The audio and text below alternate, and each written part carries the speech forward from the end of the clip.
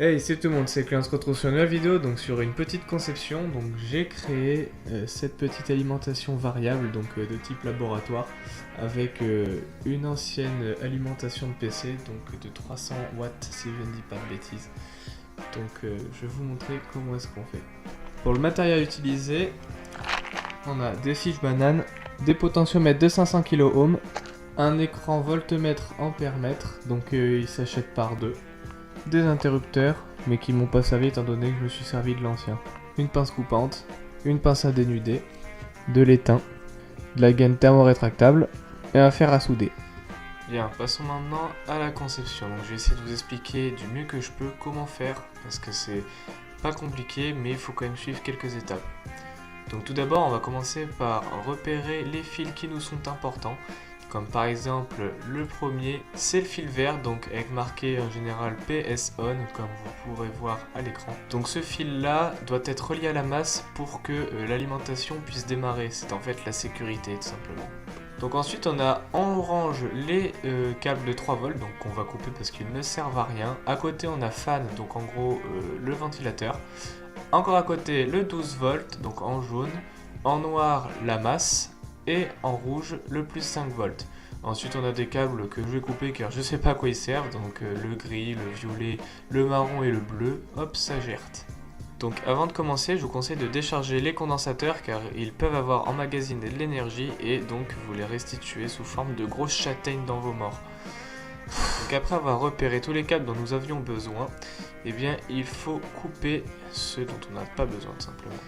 Certains vous diraient de tout dessouder, personnellement je suis plus apte à couper et après à couler de la colle chaude sur le dessus histoire de tout sécuriser, c'est bien mieux. Une fois avoir arrangé tous nos câbles, on y voit déjà plus clair. Après avoir fait toutes mes petites soudures, après avoir mis toute ma gaine thermorétractable, ma colle chaude, etc., eh bien mon circuit est à peu près terminé et je vais essayer de vous le présenter comme je le peux à travers ce bout de vidéo filmé à la main. Donc nous avons le fil vert PSON qui passe derrière et qui est soudé à la masse, donc on pourra démarrer juste avec l'interrupteur. Ensuite j'ai gardé 3 fils jaunes, 3 fils noirs et un fil rouge au final. Donc le plus 5 volts c'est le rouge, j'ai relié mes ports USB donc ils sont en dérivation. Pour les ports USB femelles c'est assez simple en fait à comprendre. Il y a 4 broches, donc le plus 5 volts, le D+, et le D- qui sont pour le transport d'informations et il y a la masse. On relie le fil rouge au plus 5 volts, on relie le D- et le D+ ensemble, je vous expliquerai après pourquoi, et on relie le fil noir à la masse. Lorsqu'on relie le plus 5 volts et la masse mais qu'on laisse vacant le D+, et le D-, un appareil est autorisé à tirer que 0,5 A à peu près. Lorsqu'on relie comme j'ai fait D+ et D-, on peut lui accorder 1,5 A. Et lorsqu'on relie la carcasse de l'USB à la masse, eh bien on peut tirer jusqu'à plus de 2 A, ce qui est vraiment très intéressant. Je vous présente à présent le module Buck Boost, donc c'est la pièce maîtresse tout simplement. Il y a, comme vous pouvez le voir, 2 borniers, donc un entrée et un en sortie, avec du coup le moins et le plus de chaque côté. Dans le bornier en entrée, on va y mettre sur le plus le 12 volts, donc les fils jaunes, et sur le moins la masse, donc les fils noirs de l'alimentation. Ensuite sur le bornier de sortie, on va mettre sur le moins le câble noir de grosse section de l'écran voltmètre ampère-mètre, et sur le plus un fil rouge qui sera relié à la fiche banane rouge tout simplement. J'ai effectué 2 autres modifications sur le module, donc c'est changer les potentiomètres, donc des potentiomètres de 500 kΩ. Ceux d'origine, comme vous pouvez le voir sur celui du milieu qui est resté, il faut faire beaucoup de tours pour pouvoir faire varier la tension ou l'intensité, ce qui est assez pénible. Donc j'ai pris 2 autres potentiomètres de valeur égale, donc de 500 kΩ, et je les ai juste prolongés. J'ai brièvement survolé tout à l'heure l'écran voltmètre ampère-mètre. Eh bien, on va s'attaquer à son branchement. Il s'alimente en 5 volts, donc les câbles de petite section rouge et noir sont branchés pour ma part sur mon circuit 5 volts, donc mes prises USB, tout simplement.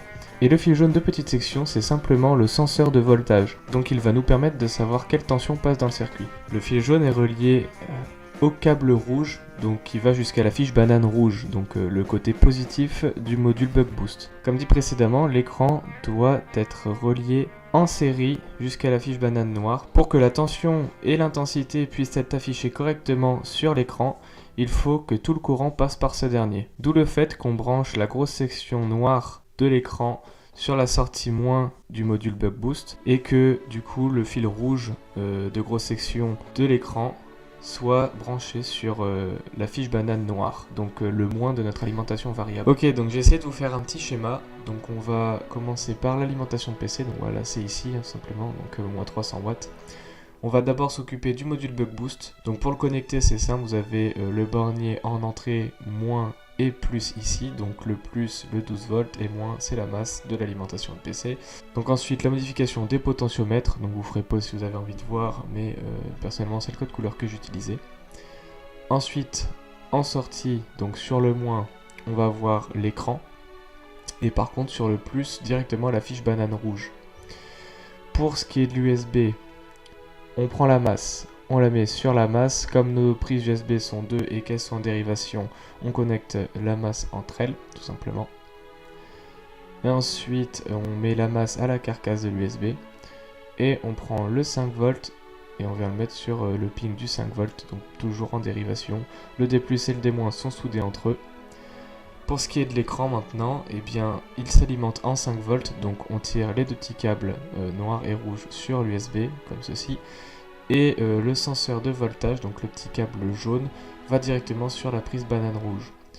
Ensuite, pour finir le circuit, donc on a dit que le moins du module Bug Boost en sortie, c'était le gros fil noir de l'écran, et donc ce fil noir est relié au fil rouge de l'écran, donc le grand cette fois-ci. Et ce fil noir en fait, comme vous pouvez voir dès à présent sur votre écran, il est relié au fil rouge sur l'écran. Du coup on va mettre le fil rouge sur la prise banane noire de notre sortie d'alimentation variable. Et voilà, le schéma est pas plus compliqué que ça.